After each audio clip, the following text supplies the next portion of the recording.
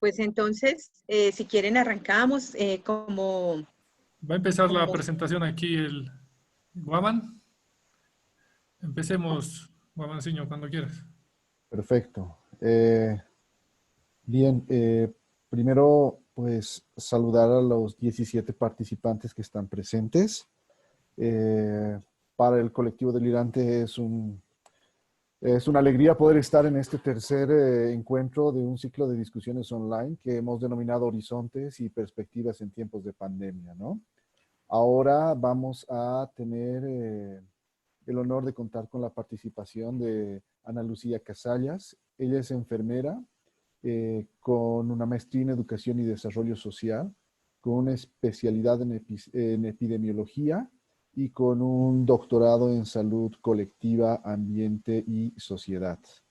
El tema de hoy es la primera línea de atención al COVID-19 y sus críticas condiciones laborales, ¿no? Entonces, sin más preámbulo, pues damos la bienvenida a Ana Lucía y pues podemos comenzar con la exposición. Muchísimas gracias y buenas noches. Bienvenidos a todos y todas. Muchas gracias por esta invitación, además porque pues tengo un gran aprecio por Isaac, que fue mi compañero en el doctorado, pero también un afecto muy especial por Bolivia. He tenido la oportunidad de visitarla varias veces y es un país que está en mi corazón y que poder mantener algún hilo de comunicación con ustedes me parece muy necesario. Yo me ocupo en la actualidad como docente en una escuela de medicina y hago parte de una asociación que es la Asociación Latinoamericana de Medicina Social, o ALAMES. Nosotros hicimos nuestro último congreso hace justamente 2 años allí en la ciudad de La Paz y también hago parte en Colombia del Movimiento Nacional por la Defensa de la Salud y la Seguridad Social. Con esto lo que quisiera poner de relieve es que pues me considero una persona que está dedicada al activismo de la salud y que considero la salud como un elemento fundamental desde la perspectiva de los derechos humanos.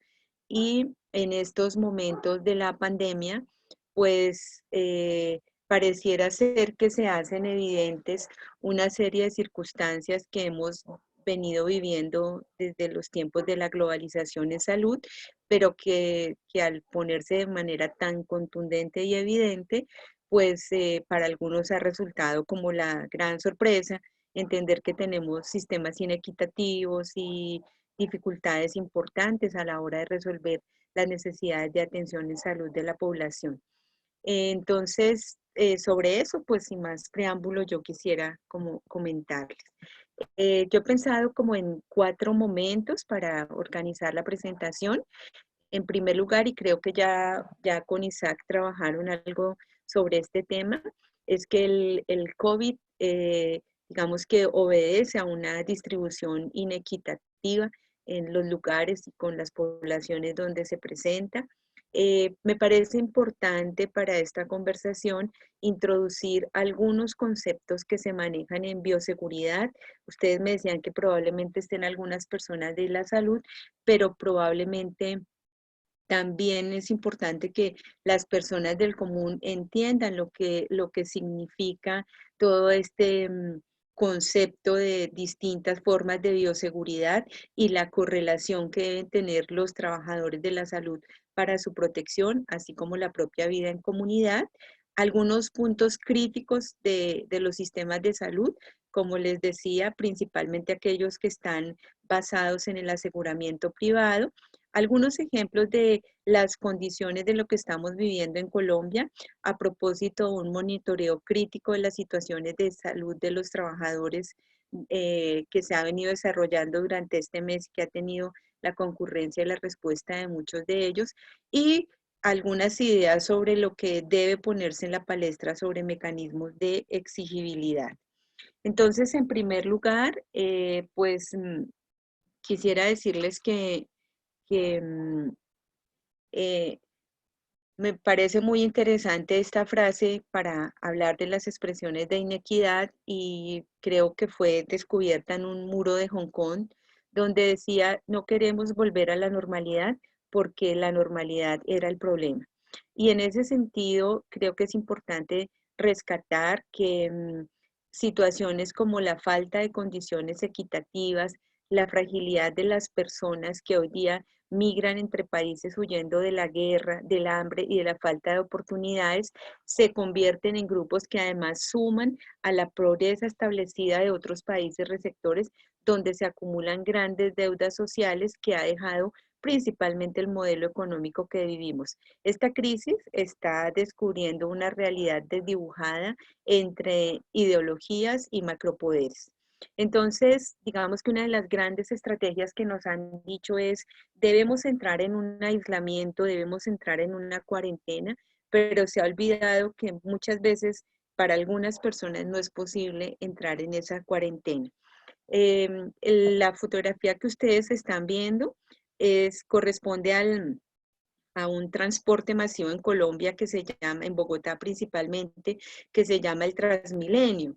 Y como ustedes ven, el mensaje es de lávate las manos, que es un mensaje que puede llegarle a las personas que tienen la posibilidad de lavarse las manos, que tienen una casa y que tienen un lugar donde habitar, pero fíjense cómo el contraste del aviso de lávate las manos está con personas que viven en la calle y que muchas veces recogen los alimentos de la calle. Entonces, no es fácil lavarse las manos, como tampoco será fácil quedarse en casa. Esta fotografía corresponde a Europa, es una fotografía del blog de Vicente Navarro, que también nos ha estado tocando mucho, y es que nuestras costumbres y nuestra cultura siempre nos ha invitado a que a los sepelios acuden muchas personas acompañando a la familia del difunto. Y esta nueva situación del COVID nos ha llevado a sepelios absolutamente solos. En Colombia, por ejemplo, máximo 5 personas pueden acompañar el sepelio y no pueden ser ninguna de ellas mayores de 60 años. Estas otras imágenes las tomó un amigo mío que es médico y fotógrafo que se llama Víctor de Currea en las calles de Bogotá. Cuando hemos estado en medio de la cuarentena, encontramos, por ejemplo, que estas personas que ustedes ven acá, este grupo de niños y mujeres, corresponden a una etnia indígena que se llama los Embera, que ocupan el centro de la ciudad de Bogotá. Encontramos personas en condición de discapacidad y de pobreza y personas como las personas que se dedican al trabajo sexual o una población muy importante hoy día en Colombia que son los inmigrantes venezolanos. Em, entonces, digamos que allá hay unas primeras miradas de quienes no pueden darse el lujo de faltar, de quedarse en casa y de tener todas las medidas. Pero por otro lado, la experiencia nos está demostrando que países como Italia, España y ahora Estados Unidos, donde se han presentado las mayores tasas de mortalidad a causa del virus, tienen un menor desarrollo de los sistemas públicos de salud y de los servicios sociales, lo cual incluye una mayor escasez del material protector y el material curativo para atender la pandemia.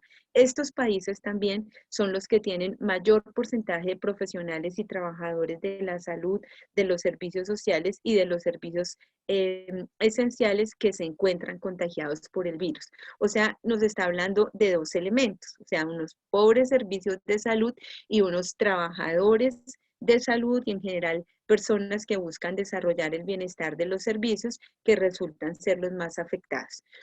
Es importante tener esta referencia porque afectar el coronavirus, en palabras de Vicente Navarro, requerirá de medidas preventivas para evitar el aumento del contagio, como también de medidas curativas que permitan prevenir el contagio y curar la enfermedad. Una de las condiciones más importantes para resolver las pandemias es poder tener una combinación de los dos. Algunos países iniciaron con la estrategia de quédate en casa, iniciemos una cuarentena, pero no fueron organizando los sistemas de salud. Y producto del modelo que tenemos, hoy día los sistemas de salud están entregados a terceros, entregados a outsourcing, entregados a empresas promotoras de servicios de salud, a empresas de aseguramiento, incluso internacionales, Por eso en su momento cuando, por ejemplo, países como Bolivia en América Latina empezaron a trabajar sobre la idea de un sistema único de salud a cargo del Estado, pues saludábamos en América Latina que esto fuera ocurriendo justamente cuando paralelamente se estaba acabando el modelo del sistema único de salud que existía en Brasil y que producto de la llegada del nuevo gobierno se acabó. Quisiera introducir algunos elementos, perdónenme la diapositiva tan cargada de texto, sobre lo que significan las medidas que se deben tomar en el tema del COVID. En primer lugar, se habla de un aislamiento respiratorio es el que se está utilizando para decir que debemos estar a 1 metro de distancia de las demás personas porque alguna presencia de gotas por un estornudo, porque alguien tosa, hace que esto pueda caer sobre otras personas que estén máximo o menor a 1 metro de distancia de quien está tosiendo. El aislamiento por gotas que se refiere a la idea de aislar a las personas de las infecciones que se pueden transmitir por las microgotas que puede expeler una persona contaminada, que están a corta distancia a través del aire y que pueden ingresar a través de los ojos, la mucosa nasal, la boca o la piel que no se encuentra intacta por una herida, por una quemadura de una persona que está en contacto con el paciente. El aislamiento por contacto se refiere a las medidas para controlar el contacto directo con el paciente. Eso quiere decir evitar el traspaso de sangre o fluidos corporales desde un paciente hacia otro individuo susceptible. Ese contacto puede hacerse en piel, mucosas o lesiones que pueda tener esta persona del contacto y que puedan ser infectantes o pueden encontrarse en ropas o en las superficies de la habitación o lo puede llevar consigo el personal de salud u otro paciente que estuvo en contacto con el microorganismo. La cuarentena se define como la separación de una persona de un grupo de personas que razonablemente se creen han estado expuestas a una enfermedad contagiosa. Inicialmente el discurso era, ¿quién nos puede contagiar? Nos pueden contagiar las personas que vienen de Europa, que vienen de Asia, pero por ejemplo en Colombia hemos entrado en algo que se llama el periodo de mitigación y es que ya es imposible encontrar un nexo epidemiológico con alguien que migró de otro país. Es decir, que el virus ya está en nuestro ambiente. Entonces no podemos pensar que sigue siendo esta idea de sencillamente separarme porque el contagio está en todo lugar. Y tenemos dos elementos que han sido muy importantes de uso para evitar el contagio, como es la mascarilla quirúrgica, que es una que, bueno, ustedes no sé cómo le llaman allá las mascarillas. De la misma forma. Barbijo. Barbijo, exacto. Le llaman así, sí. Entonces, la mascarilla quirúrgica es la que en general está usando todo el personal que busca bloquear esas partículas más grandes que pueden venir por aerosoles, salpicaduras, que contienen microbios y bacterias, y que son las que en general podemos utilizar en la calle, en el transporte público. Pero las mascarillas de alta eficiencia son las que se han llamado N95 y se llaman así porque indica que filtra al menos el 95% de que esas partículas entren.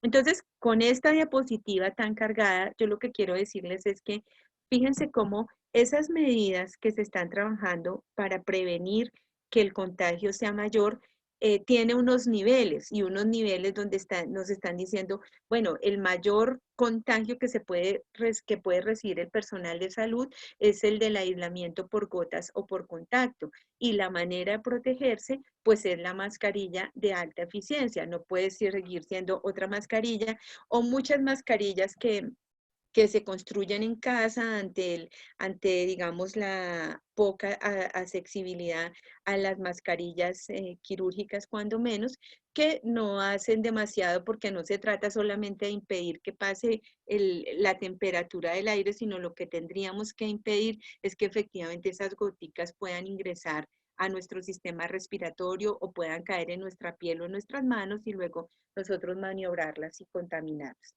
Cuando estamos hablando del tráfico de pacientes y lo que debe ocurrir para romper esa transmisión comunidad-hospital-comunidad, debemos tener una organización en los sistemas de salud del triage, que lo llamamos así en Colombia, no sé, en general es un protocolo mundial, que es el lugar donde se hace la primera valoración de la necesidad que tiene un paciente de atención. Entonces, la idea es, por ejemplo, que el triage no se haga porque todo el mundo llega a las unidades de urgencias, sino que pues se puedan utilizar telemedicina, call center, que permita estar aislando a los demás conjuntos de pacientes, porque ustedes saben, uno, que es una enfermedad que atrapa mucho más a quienes tienen cierto tipo de comorbilidades. Por eso se ha asociado tanto con las personas mayores, porque las personas hipertensas, las personas que han tenido enfermedades pulmonares obstructivas crónicas, que tienen una hipertensión, tienen una menor capacidad de defensa frente al COVID. Por ejemplo, en Colombia nosotros lo que estamos viendo es que aquí hay personas jóvenes que ya han fallecido. ¿Y por qué ocurre esta diferencia con Asia o con Europa? Porque en Europa una persona de 50 años, 60 años, probablemente no tiene las comorbilidades que tenemos los latinos a los 50, o incluso en Colombia murió una mujer de 36 años. Eso significa que nosotros estamos armando el perfil latinoamericano. Nuestro perfil nunca ha sido igual al de los europeos porque ellos, como quiera que sea, tienen un mejor modo de vida.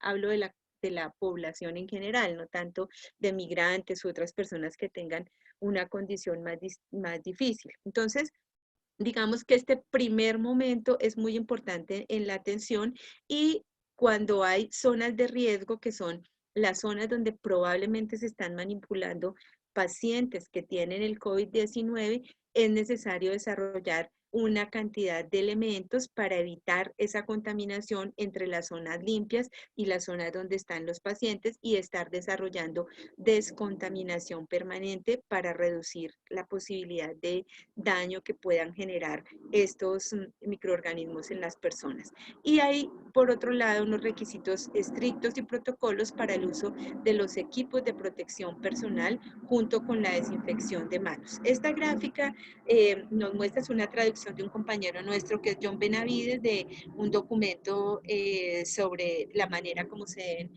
manejar en los hospitales, y fíjense cómo lo que nos está diciendo es que la zona de triage debería estar por fuera de los hospitales para trabajar con los pacientes sin diagnóstico y sospechosos, y de allí hacer una zona de transición, una zona donde nos permita trabajar en una estación de enfermería, en una zona limpia, con los pacientes que no necesariamente tienen el COVID, y otra donde deberíamos trabajar con los pacientes diagnosticados o sintomáticos, y tener una zona de transición que nos permita movernos entre esa zona limpia y la zona contaminada, donde los trabajadores siempre se están retirando o se están colocando los elementos de protección personal.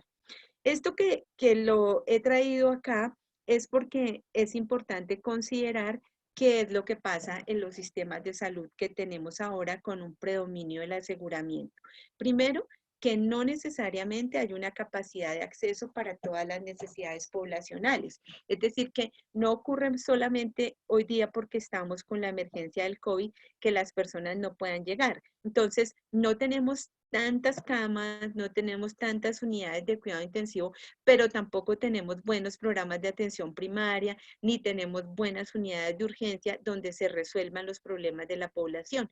Entonces tenemos enfermedades que no han sido tratadas y que hacen que nuestra población sea mucho más susceptible. ¿Por qué no son tratadas y por qué no todo el mundo es atendido como debería ser? Porque hay un sistema de regulación a través de lo que se genera con el aseguramiento. ¿Cuál es la capacidad de atención que se tiene? ¿Cuándo se le da la cita? A nosotros nos ocurre, por ejemplo, que llamamos a pedir una cita médica a nuestras IPS y fácilmente nos dicen que pueden gastarse 20 días, un mes antes de que un médico nos vea. Entonces, en esta condición, si históricamente no ha habido una condición de capacidad resolutiva para las necesidades de la población, mucho menos van a ocurrir en este momento.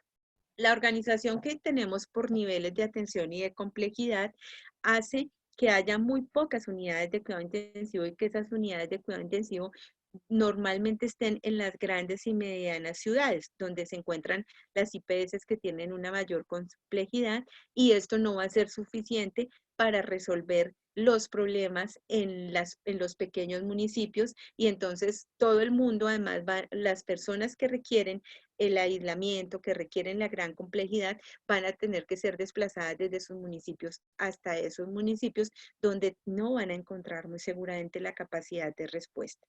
Y el tercer elemento que complejiza esta situación es la flexibilización laboral que tienen nuestros trabajadores. En Colombia, cerca del 80% de los trabajadores del sector tienen contratación por orden de prestación de servicios.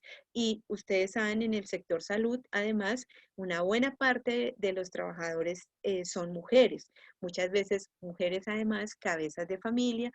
¿Y qué ocurre con este tipo de contratación? Que no ofrece efectivamente las protecciones y la garantía que deben tener todos los trabajadores, porque estas órdenes de prestación de servicios son contratos civiles que no generan un vínculo laboral. Entonces, si el trabajador entra, por ejemplo, en una contingencia porque enfermó y tiene que irse para su casa, pues se va para su casa, pero no va a recibir salario, porque no hay, su hospital no considera que sean efectivamente trabajadores. La semana pasada tuvimos la muerte de un médico de 30 años. Como les digo, no, fíjense que no están muriendo los más viejos, y bueno, acá uno dice, pues además él muere por el riesgo que le ofrece su profesión. Es un médico que trabaja en urgencias. Su esposa y sus dos hijas, que son una niña de 8 meses y una niña de 4 años, probablemente están contagiadas en este momento, y además de la pérdida de esta persona, probablemente se van a tener que enfrentar a que no van a recibir una pensión y una indemnización económica, porque la ARL, que es la administradora de riesgos laborales, dice que nunca hubo un nexo epidemiológico, porque él jamás no hay un reporte en las urgencias que él atendió de haber atendido a un paciente que estaba contagiado. Entonces, que no se considera una enfermedad profesional ni un accidente laboral, y que entonces la ARL no va a responder por nada de eso. La siguiente situación que estamos viviendo, y que no solamente ocurre acá, sino ha ocurrido en otras partes, es que los trabajadores de salud además empiezan a recibir una serie de discriminación por parte de la población en general. Por ejemplo, si una persona va en el transporte público o sale del hospital y quiere tomar un transporte público, o está en la calle, muchas veces hemos tenido casos de enfermeras que han sido golpeadas, que han sido sacadas del Transmilenio, de los vagones del Transmilenio, e incluso médicos y enfermeras que sus vecinos del conjunto residencial les dicen que deben irse del apartamento porque no quieren que contagie a la gente. Entonces, pues es una discriminación muy fuerte que no tendría mayor razón de ser. Esta situación ha llevado a que pues intentemos hacer una denuncia nacional e internacional en una campaña que se llama Salvar Vidas Ya, donde se exigen condiciones de trabajo adecuadas y necesarias para todo el personal de salud. Y cuando se está hablando de todo el personal de salud es porque a veces se dice que los médicos son la primera línea, incluso las enfermeras son la primera línea, pero no tenemos en cuenta que, por ejemplo, quienes toman la información en la primera línea, quienes hacen las pruebas de los pacientes infectados son las terapeutas respiratorias, o pueden ser también las bacteriólogas o su equipo de trabajo de laboratorio. Entonces, la primera línea son muchas personas, como también las aseadoras que están haciendo la limpieza una vez que los pacientes han fallecido o están allí enfermos. Son también las personas de la administración del hospital que trabajan en todo el tema de los documentos y de que se acepten cierto tipo de procedimientos por parte de las EPS. Entonces, el grupo de profesional, de trabajadores y trabajadores de la salud no solamente son médicos y enfermeras. Nosotros desarrollamos una encuesta que a la semana pasada la habían respondido 430 personas de diferentes niveles de complejidad, como podemos ver en esta gráfica. Y fíjense que lo que fuimos encontrando es que cuando se les decía así, en la IPS donde trabajan, es decir, en la institución prestadora de servicios de salud donde trabajan, había pacientes con el COVID y había aislamiento de estos pacientes. El 70% respondió que los protocolos sobre aislamiento, lo que les estaba mencionando antes, de tener estas zonas diferenciales, no existen en el 70% de las instituciones. No existen barreras físicas como disposición de vidrio, materiales no porosos, lavables, para evitar la propagación de los agentes químicos, no existen un 60%.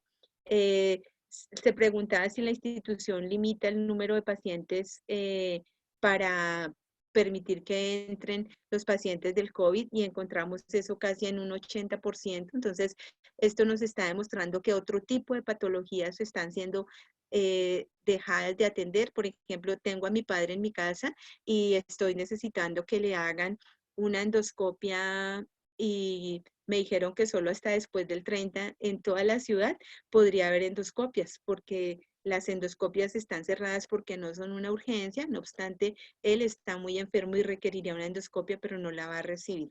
La pregunta es si se le prohíbe el ingreso a los visitantes en un caso confirmado o sospechoso, en un 100% se hace, y si la IPS le ha asignado equipos biomédicos específicos para brindar atención a estos pacientes, solamente el 30% dijo que sí. Las demás instituciones no lo tienen. Las condiciones de bioseguridad, si la institución cuenta con los protocolos especializados, solamente en el 70%. Si tiene programas de mantenimiento, de ventilación, movilización de aire, solamente el 30%. Si los trabajadores tienen un espacio para ducharse al momento de terminar su jornada laboral y cambiarse de ropa, solamente lo tienen el 40%. Si ha recibido capacitación, el 100% la ha recibido. Si la institución ha realizado procesos de inducción, se ha tenido en el 50%, y si considera que los elementos de protección personal individual son suficientes, solamente el 20% dijo que sí a lo que ha recibido. Si cuenta con qué elementos de protección individual no cuenta, solamente el 45% tiene el visor de protector facial, tapabocas quirúrgicos, como les expliqué, el 85%, pero ya sabemos que no serían los que deberían usar los tapabocas o las mascarillas N95, que solamente la tienen el 55%. Las gafas, recuerdan que era importante hacer la protección visual, solamente lo tiene cerca del 58%, y las batas el 65%. Entonces, sobre otro elemento que ha significado vulnerabilidad para los trabajadores es que les han dicho en algunos servicios que se han cerrado, por ejemplo en las consultas externas, que es necesario que se tomen una licencia laboral no remunerada, es decir, se tienen que ir durante este periodo que estamos en cuarentena, que va a ser cerca de un mes, se deben ir para su casa y no van a recibir salario. Les han insinuado que firmen una renuncia voluntaria. A otros, en tanto estos se han tenido que ir a descansar, para otros hay un aumento de la carga laboral, tipificada más o menos en un 12%, se ha hecho una disminución del salario en un 18%, las personas viven una discriminación por la comunidad, como les estuve hablando, más o menos un 28% de estos 430 trabajadores lo sienten así. Les han pedido que haya, sus patrones, que haya un cambio de contratación entre casi el 3%, aumentan los horarios de trabajo en un 18%, y se señala algo de acoso laboral, es decir, de mayor exigibilidad, maltrato y sin conveniencia de acuerdo al contrato establecido, en cerca de un 7% de los casos. Situaciones que están violando gravemente la salud y la seguridad social en el trabajo, alrededor del 79%. Y, por ejemplo, en palabras de la presidenta de la Asociación de Fisioterapeutas de Colombia, Nancy Molina, ella señala que el país requiere con urgencia garantías laborales y de bioseguridad un ajuste de protocolos en el caso de trabajadores sin sintomatología, porque digamos la idea no es que se llegue solamente a hacerle la toma de muestras a pacientes que ya tienen, a médicos o enfermeras o trabajadores de salud que ya tienen síntomas, sino que se pueda hacer antes justamente para iniciar las medidas de aislamiento y no tengan que llegar a utilizar las unidades de cuidado intensivo después. La garantía de atención y seguimiento a los trabajadores contagiados, la garantía de sus prestaciones sociales, la cobertura de incapacidades independientemente de la forma de contratación y la declaratoria del COVID como una enfermedad profesional de los trabajadores. ¿Por qué razón? Porque el COVID no estaba contemplado como una enfermedad profesional y entonces, por ejemplo, lo que ocurrió con este médico, si no se demuestra un nexo epidemiológico, no va a ser entendida como una enfermedad profesional y no va a recibir los beneficios que implica la recuperación de una enfermedad. Finalmente también estamos solicitando que se exista en el país un registro y una publicación del impacto epidemiológico y del contagio a los trabajadores de salud con ocasión de su labor y su trabajo, porque tampoco tenemos mayor claridad de esto. Nos han dicho que para este momento han muerto 2 médicos, este médico, otro médico anestesiólogo y un trabajador de ambulancia, pero nosotros en Colombia creemos que hay un importante subregistro y que no se está dando a conocer todo lo que se ha dicho. En general, lo que podríamos decir, entonces, ya con esto terminaría mi intervención, es que el COVID-19 ha llegado para dejarnos grandes aprendizajes como sociedad, pero principalmente para alertarnos sobre la conveniencia de un nuevo modelo social más respetuoso de las diferencias, más incluyente, con medidas efectivas para que en general la sociedad se fortalezca en el sector productivo, en los servicios como la salud, la educación, los servicios públicos, la alimentación y la vivienda, que requieren de discriminaciones positivas a favor de los frágiles y vulnerables. Y entonces hoy se hace más necesaria aquella frase de a cada quien según su necesidad y de cada quien según su capacidad. Aquí están las referencias. También yo le adjunté a Isaac un documento, un pequeño documento que escribí, pues para poder, no sé, darles a conocer un poco más sobre este trabajo. Entonces, no sé, me gustaría escuchar qué piensan ustedes, reacciones a esto que les he contado.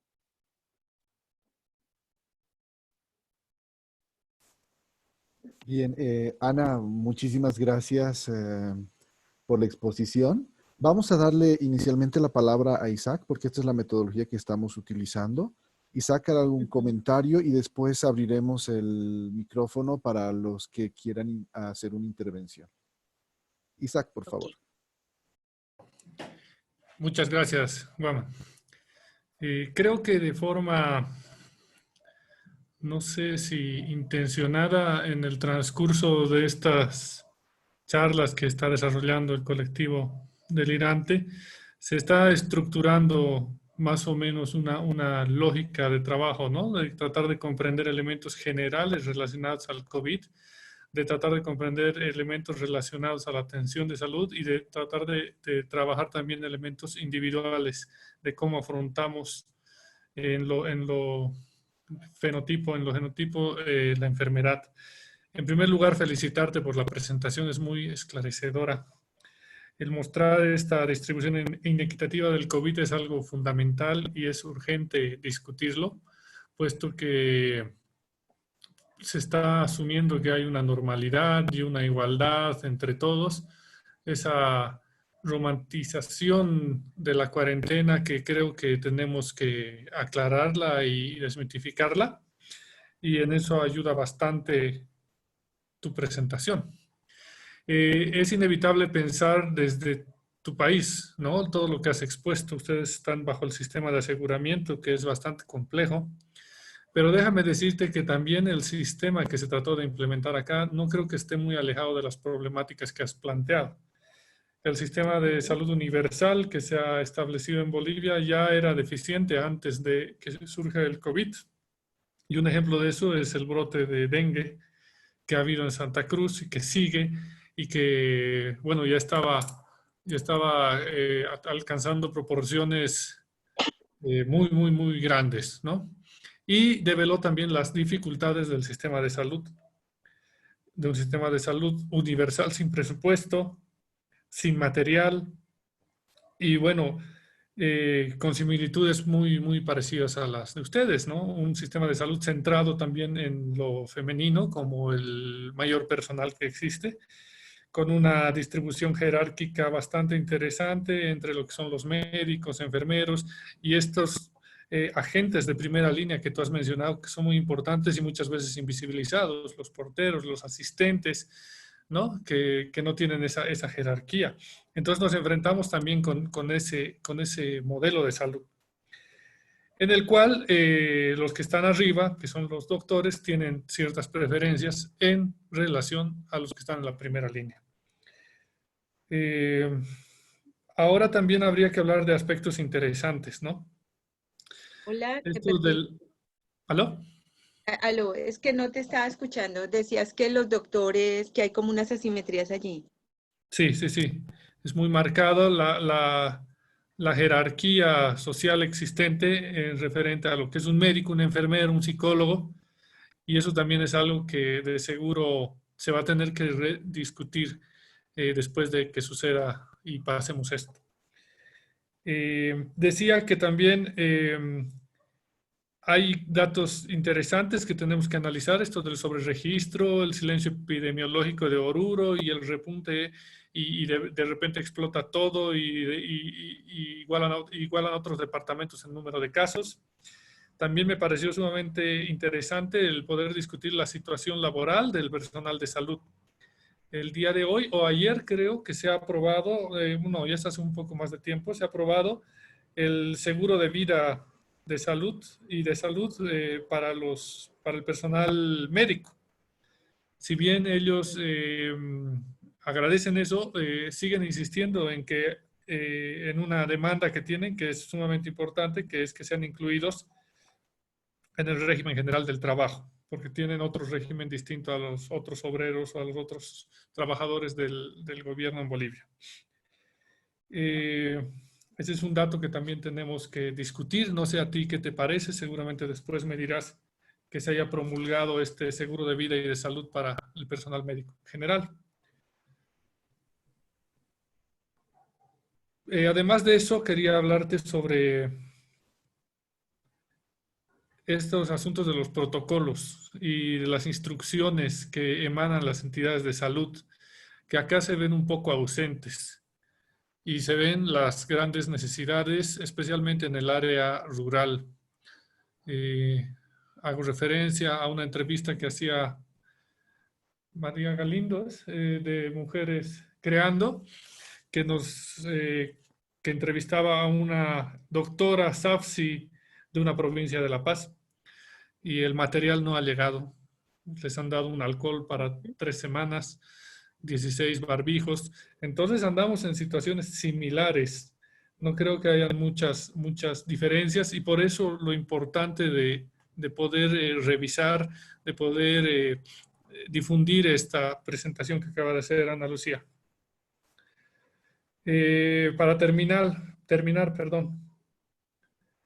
Hay una tendencia y una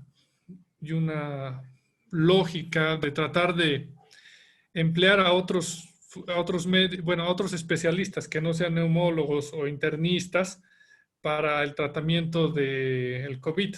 ¿Qué opinión te genera eso? ¿Cómo qué tipo de profesionales?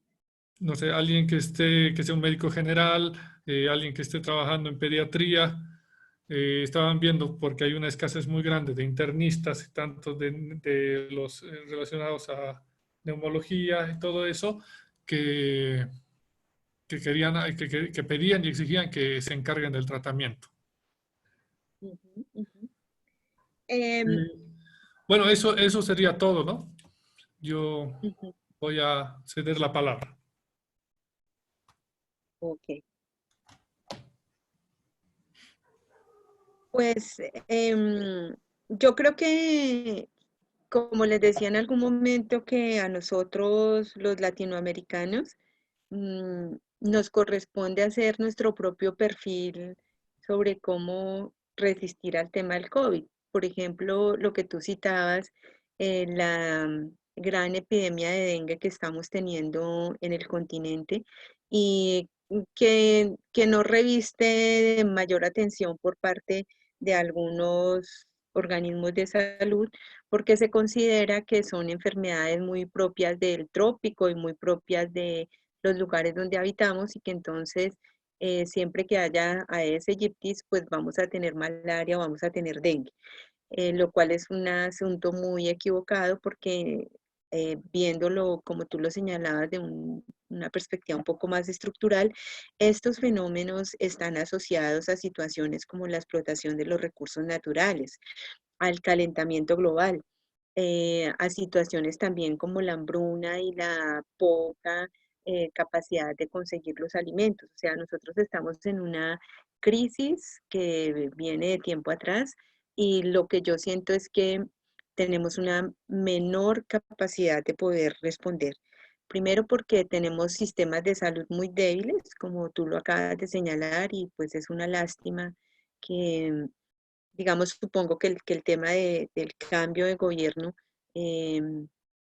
tuvo que influir mucho en que no se lograra construir toda esa estructura, porque cambiar de una estructura del aseguramiento a una estructura a cargo del Estado, pues requiere consolidar muchísimo al Estado y siempre que se requiera de aportes desde a los sectores de los servicios como la educación, como la salud, se requiere de estados fuertes, de estados con capacidad y legitimidad, con capacidad para tomar decisiones, con reconocimiento de lo que es la administración de la función pública.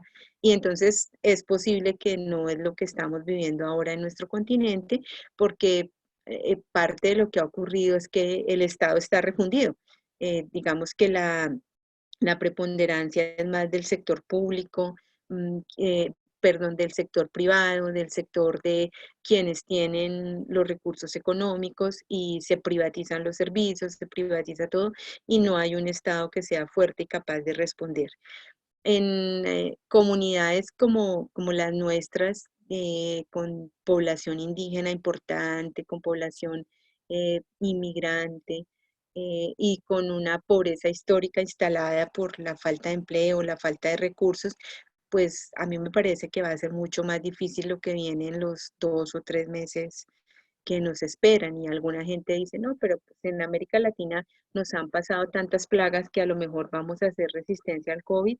Eh, yo creo que no es así, es muy triste y agobiador ver, por ejemplo, las imágenes de Guayaquil con una incapacidad de respuesta parte del Estado, por ejemplo, para sepultar a quienes han fallecido y que estén tirados en la calle, o sea, estas cosas, digamos que afectan ya la dignidad del pueblo, la dignidad de las personas, y hemos entrado en un asunto de finalmente permitir que todo esto ocurra, porque no tenemos instaladas las condiciones de una participación ciudadana que nos permita transformar esos procesos, porque digamos que el modelo ha sido muy fuerte y son ya más de 30 años de un modelo que se ha venido afincando y reduciendo cada vez más las posibilidades reales de transformación y de participación.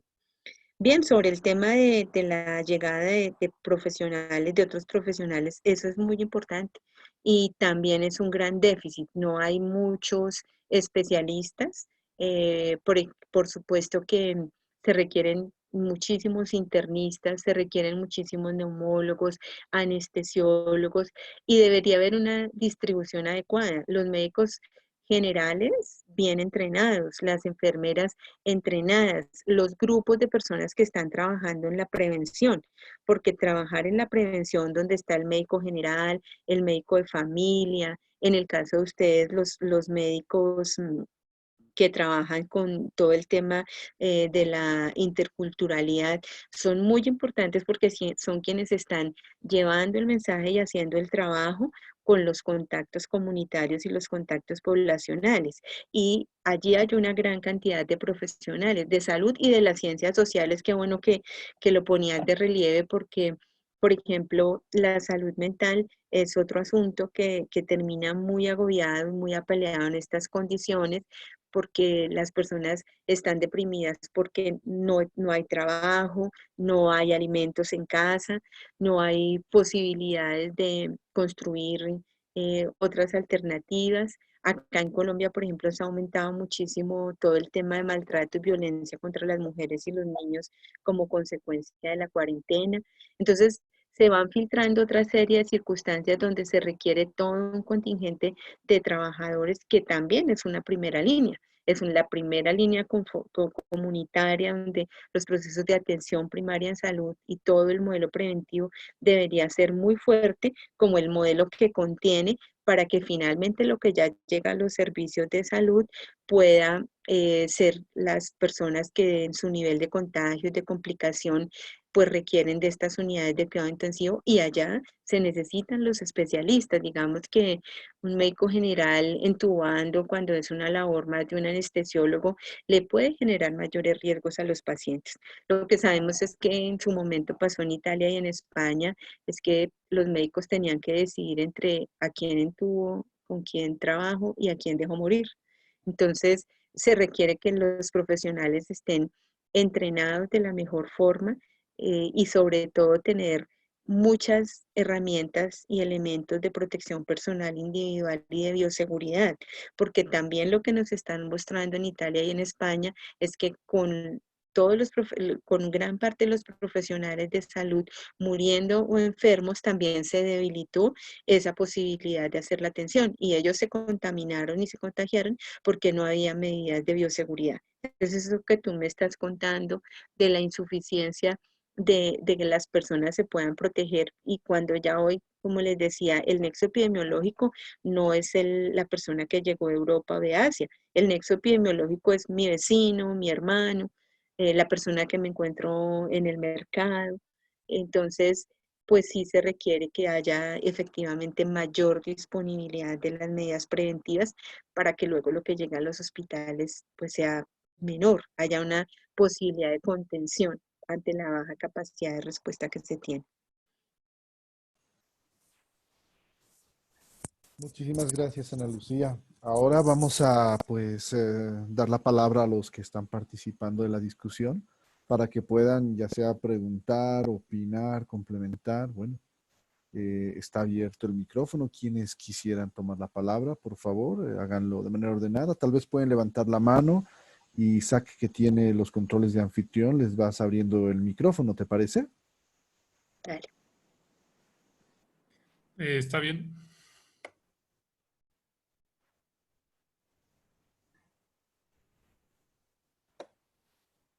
Guaman, Sí.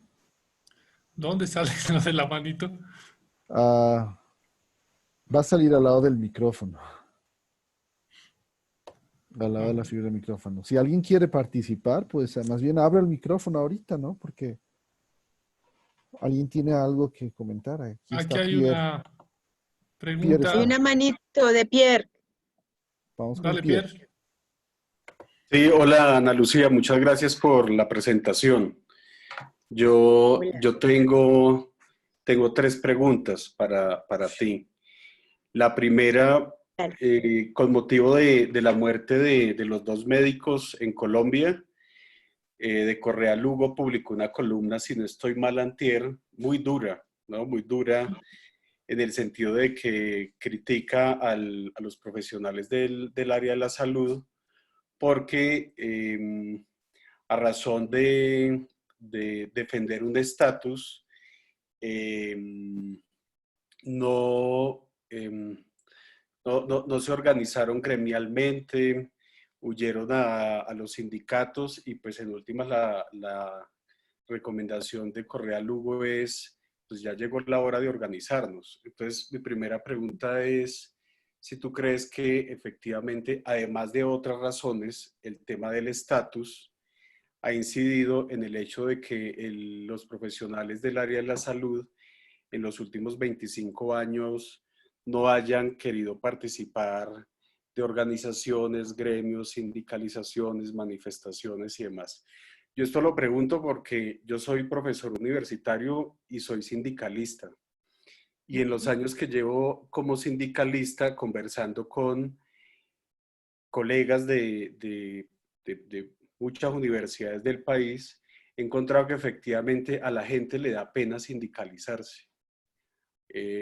Por una razón, y es que como el sindicalizado que se moviliza de inmediato evidencia que hay unas carencias en su trabajo,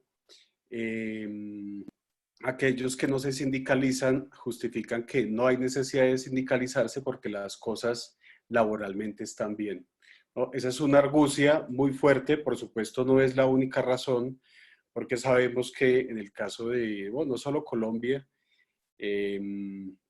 corrupción interna de sindicatos, asesinato de sindicatos y desmantelamiento de sindicatos, pues ha hecho parte de una política y una realidad organizativa en el continente. Entonces eso es lo primero, estatus y no necesidad de organización. Lo segundo, ¿tú crees, Ana Lucía, que con lo que está pasando, el sector salud se va a empezar a organizar? Es decir, se va a perder la pena de hacer parte de un sindicato, de inscribirse en un gremio, de hacer parte de un montón de colectivos y organizaciones que están peleando por derechos. Y lo tercero tiene que ver con el decreto 538, el decreto que salió antier, que, bueno, establece la obligatoriedad, ¿no?, para que los profesionales de la salud vayan a la primera fila a luchar, ¿no?, contra el coronavirus, que son más o menos los términos del discurso presidencial. Me gustaría saber cuál es tu opinión y tu posición sobre el decreto 538. Vale. Bueno, en primer lugar, esa lectura que tú haces sobre el tema del movimiento sindical es muy acertada. En Colombia, en el sector salud, la mayor cantidad de personas sindicalizadas son por ejemplo, son las auxiliares de enfermería, los profesionales y en particular los médicos y alguna parte fuerte de los gremios de profesionales como fisioterapeutas, enfermeras, consideran que el sindicato no es un espacio ideal de trabajo. Yo creo que en eso el modelo ha ganado mucho en la medida de potencializar la idea de que la unidad del sindicato todo lo que se logra a través de los procesos de sindicalización no tienen validez porque no se requieren. Hay personas que en este momento estamos en otra discusión con mis compañeros de promoción de la universidad, porque una compañera decía, es que vamos a hacer una desafiliación masiva del sindicato en Bogotá porque el sindicato no hace nada.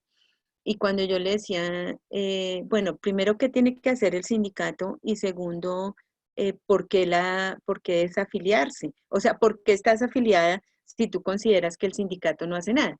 Y entonces la razón es que estar sindicalizado garantiza da el fuero sindical que hace que las personas no se hayan despedidas rápidamente. Pero por otro lado son personas que sencillamente pagan su cuota de pertenecer a un sindicato, pero no trabajan en la sindicalización. Por otro lado, personas que han hecho un ejercicio mucho más efectivo del sindicato. Te hablo, por ejemplo, del sindicato ANTOC, que es la Asociación Nacional de Trabajadores de Hospitales y Clínicas de Colombia. Ha sido un sindicato sistemáticamente eliminado. Ellos han hecho todo el trabajo porque en su mayoría eran sindicatos de hospitales públicos y hay una declaración de Yesid Camacho, que fue su presidente durante mucho tiempo, en la que él logra mostrar cómo cada vez que una junta directiva de un sindicato entraba a hacer la negociación para que no se cerrara un hospital, uno de sus líderes era asesinado. Entonces, yo creo que una característica que ha tenido Colombia, a diferencia de otros modelos, digamos que en Colombia no hemos tenido golpes de estados más que uno que no fue otra cosa que darle la salida a un acuerdo de los partidos tradicionales, liberal y conservador. No hemos tenido como ustedes, por ejemplo, una cantidad de golpes de estado, pero hemos tenido otra manera de apaciguar la participación y el movimiento de la gente, que es a través del asesinato masivo. Entonces, líderes políticos como los de la UP o líderes sindicales como los que les estoy mencionando, Antoc, hace que también mucha gente tenga miedo de participar.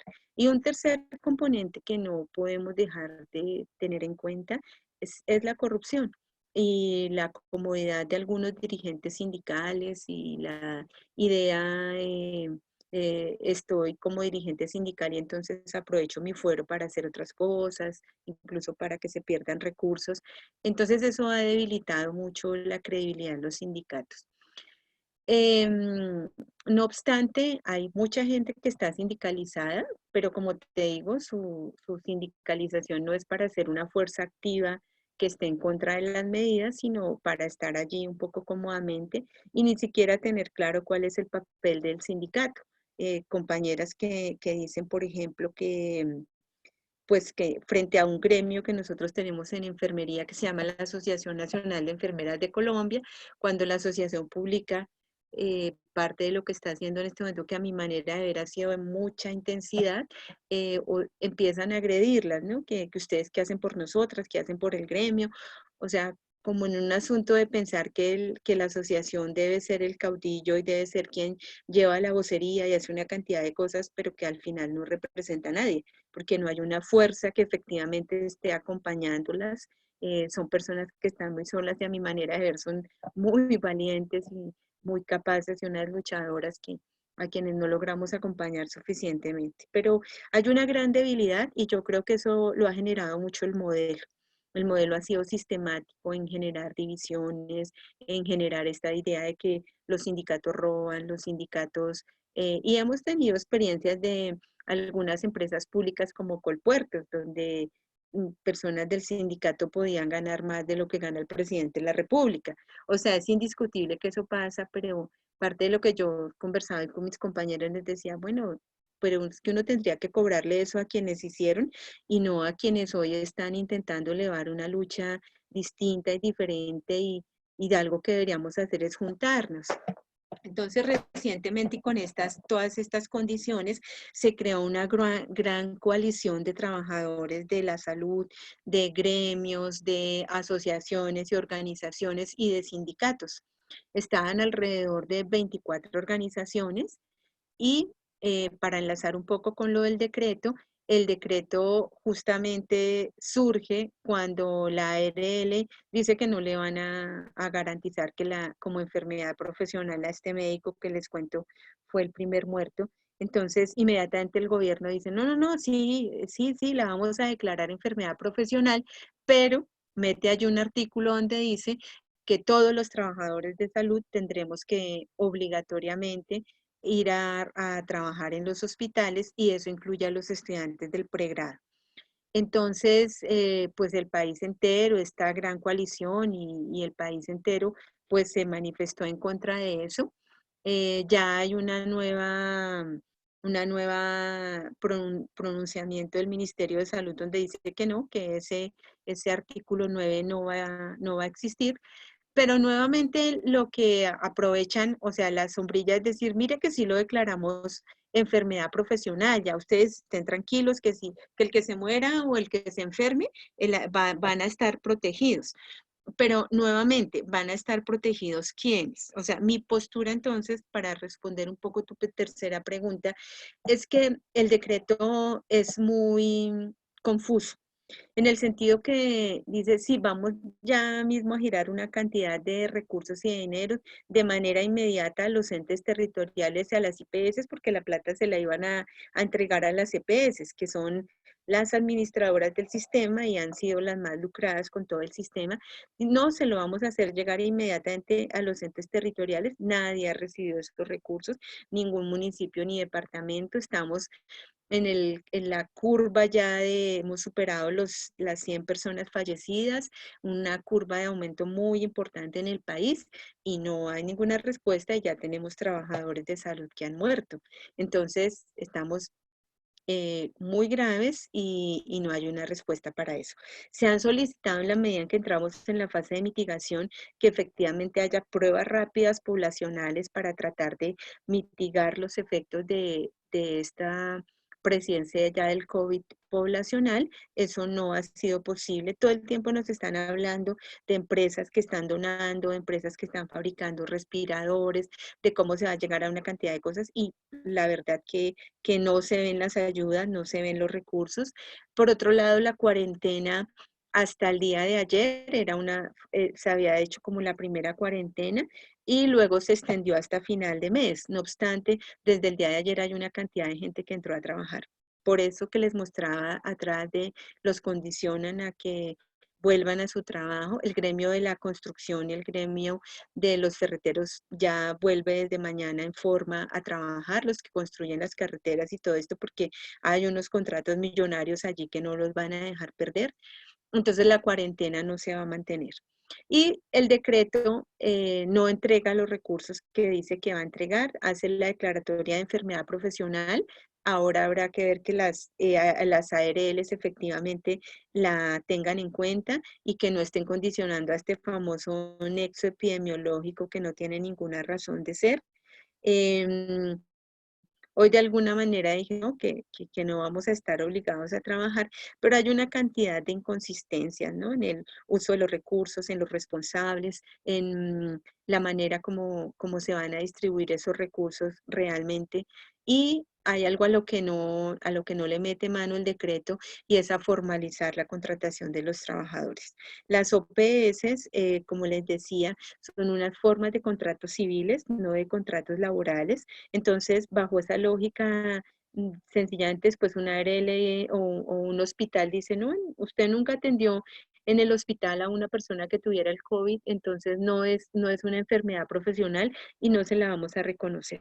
O sea, el decreto sigue siendo ambiguo, confuso y digamos que el único avance es haber declarado que es una enfermedad profesional, pero aún no sabemos cómo lo van a implementar.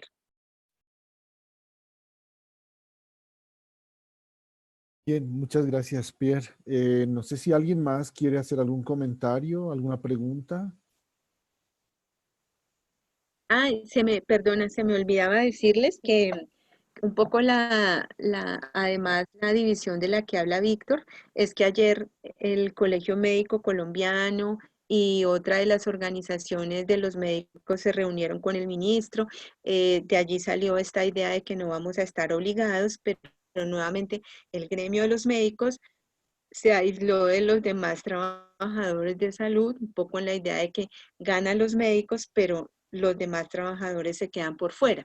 Entonces, un poco el mensaje de Víctor es, bueno, si además de todo vamos a seguir divididos, vamos a seguir teniendo privilegio, un sector de trabajadores frente a los demás, pues no hay capacidad de negociación. La idea de esta gran coalición es que el gobierno se sentara a negociar con la gran coalición, pero el colegio médico ya se fue a hablar con el alto gobierno solos, dejando un poco sueltos a los demás integrantes de esta gran coalición. Muchas gracias.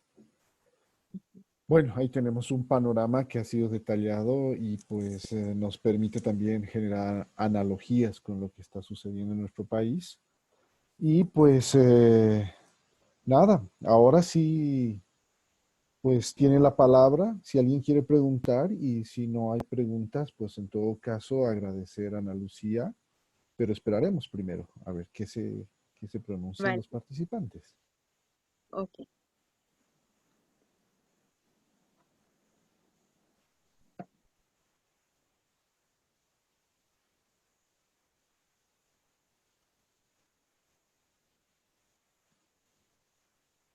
Bien, creo que de momento no hay nadie que haya levantado la manito y pues me parece que podemos ir cerrando la discusión de hoy. Ana Lucía, muchísimas gracias. Gracias a todos los que han participado de este encuentro. Gracias al colectivo Delirante. Nos vamos a ver el día jueves. No sé, Isaac, si tú tienes el detalle de cuál es el tema del jueves para invitar a todos los que están presentes. Em, Déjame ver un ratito, no lo tengo acá. Yo lo busco en este momento. Yo tengo el tema. Perfecto. A ver, Pierre. Quedan cordialmente invitados a la conferencia del jueves. Está a cargo del profesor Milton Dionisio. El profesor Dionisio va a hablar de coronavirus, consecuencias históricas, políticas y culturales de una pandemia.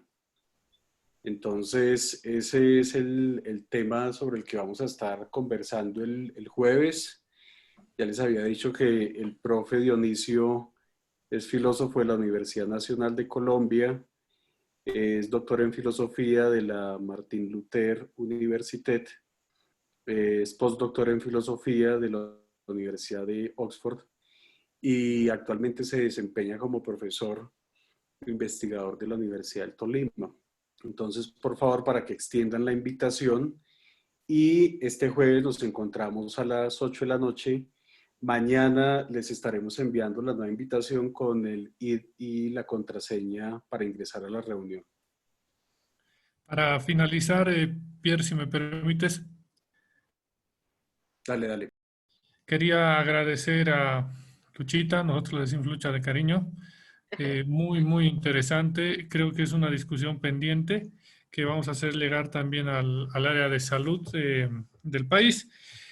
Todas las presentaciones están en un canal de YouTube, Delirante Colectivo, Colectivo Delirante, y se van a hacer los links respectivos para descargar los documentos, ya sean los PowerPoints como el texto que escribió Ana Lucía el día de hoy. Todo va a estar a su disposición. Bueno, muchas gracias, ha sido muy interesante, mucho aprendizaje. Vale, muchas gracias a ustedes y qué buena iniciativa la del colectivo Delirante. Sigan delirando. Gracias. Buenas noches. Buenas noches. Chao, Ana Lucía, gracias. Chao, que estén bien.